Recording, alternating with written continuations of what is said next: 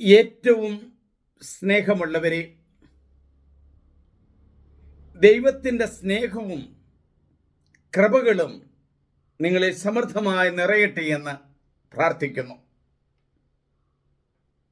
നമ്മൾ വായിക്കുന്നത് പഴയ നിയമത്തിലെ ഹബൂക്കുക്ക് എന്ന് പറയുന്ന പ്രവാചകന്റെ പുസ്തകത്തിൽ നിന്നാണ്.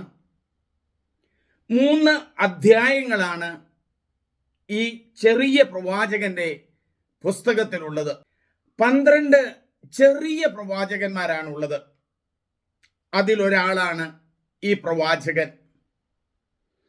ഹബൂക്കുക്ക് എന്ന് പറഞ്ഞാൽ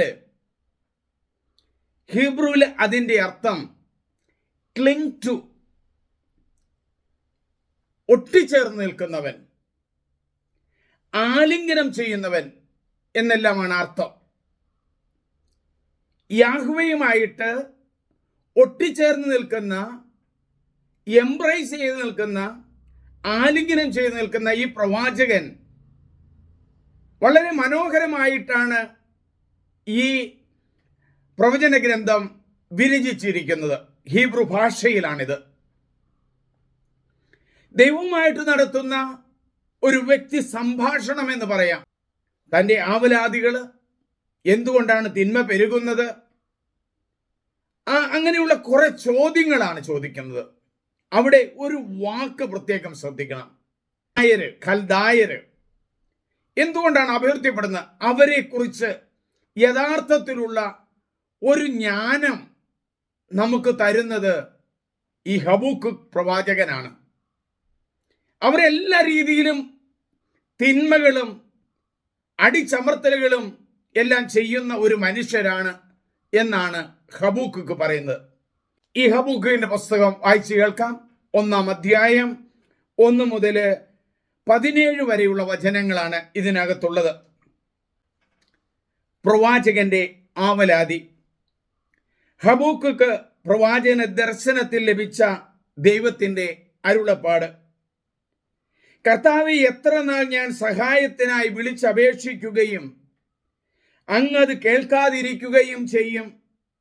എത്ര നാൾ അക്രമം എന്ന് പറഞ്ഞ് ഞാൻ വിലപിക്കുകയും അങ്ങ് എന്നെ രക്ഷിക്കാതിരിക്കുകയും ചെയ്യും? തിന്മകളും ദുരിതങ്ങളും കാണാൻ എനിക്ക് അങ്ങ് എന്തുകൊണ്ട് ഇടവരുത്തുന്നു? നാശവും അക്രമവും ഇതാ എൻ്റെ കൺമുമ്പിൽ, കലഹവും മത്സരവും തല ഉയർത്തുന്നു. നിയമം നിർവീര്യമാക്കപ്പെടുന്നു, നീതി നിർവഹിക്കപ്പെടുന്നില്ല. ദുഷ്ടൻ നീതിമാനെ വളയുന്നു, നീതി വികലമാകുന്നു. ദൈവത്തിന്റെ മറുപടി: ജനതകളുടെ ഇടയിലേക്ക് നോക്കി വിസ്മയഭരിതരാകുവിൻ. പറഞ്ഞാൽ വിശ്വസിക്കാനാവാത്ത ഒരു പ്രവൃത്തി നിങ്ങളുടെ നാളുകളിൽ ഞാൻ ചെയ്യാൻ പോകുന്നു. ഇതാ, ഞാൻ തിക്തവും വേഗതയേറിയതുമായ കൽദായ ജനതയെ ഇളക്കി വിടുന്നു. തങ്ങളുടേതല്ലാത്ത വസതികൾ സ്വന്തമാക്കാൻ അവർ ഭൂതലമാകെ മുന്നേറുന്നു. ഭയവും ഭീകരതയും വിതയ്ക്കുന്നവരാണ് അവർ. നീതിയും ന്യായവും അവർ തീരുമാനിക്കുന്നത് തന്നെ. അവരുടെ കുതിരകൾക്ക് പുള്ളിപ്പുലികളെക്കാൾ വേഗതയുണ്ട്. അവയ്ക്ക് ഇര തേടുന്ന ചെന്നായ്ക്കളേക്കാൾ ഭീകരതയുണ്ട്. അവരുടെ കുതിരപ്പടയാളികൾ ഗർവോടെ മുന്നേറുന്നു. അവരുടെ കുതിരപ്പടയാളികൾ വിദൂരത്തു നിന്ന് വരുന്നു. ഇരയെ വിഴുങ്ങാൻ വെമ്പൽ കൊള്ളുന്ന കഴുകനെ പോലെ അവർ പറന്നടുക്കുന്നു. അവർ അക്രമവുമായി വരുന്നു. അവർക്ക് മുമ്പേ അവരെക്കുറിച്ചുള്ള ഭീതി നീങ്ങുന്നു.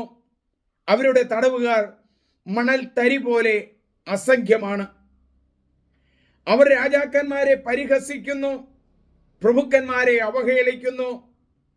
കോട്ടകളെ അവർ നിസ്സാരമായി തള്ളുന്നു. മണൽത്തിട്ട ഉയർത്തി അവർ അത് പിടിച്ചടക്കുന്നു. കാറ്റുപോലെ അവർ വീശി കടന്നു പോകുന്നു. സ്വന്തം ശക്തിയെ ദൈവമായി കരുതിയിരിക്കുന്നവർ പരിഭ്രാന്തരാകുന്നു.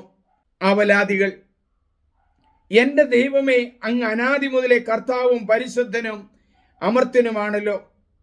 കർത്താവേ, അങ്ങ് അവരെ ന്യായവിധിക്കായി നിയോഗിച്ചിരിക്കുന്നു. അങ്ങയുടെ കണ്ണുകൾ തിന്മ ദർശിക്കാൻ അനുവദിക്കാത്ത വിധം പരിശുദ്ധമാണല്ലോ. ആ കൃത്യം നോക്കി നിൽക്കാൻ അങ്ങേക്ക് കഴിയുകയില്ല. വിശ്വസ്തരായ മനുഷ്യരെ അങ്ങ് കടാക്ഷിക്കുന്നതും ദുഷ്ടൻ തന്നേക്കാൾ നീതിമാനായ മനുഷ്യനെ വിഴുങ്ങുന്നതും കണ്ടിട്ട് അങ്ങ് മൗനം ദീക്ഷിക്കുന്നതും എന്തുകൊണ്ട്?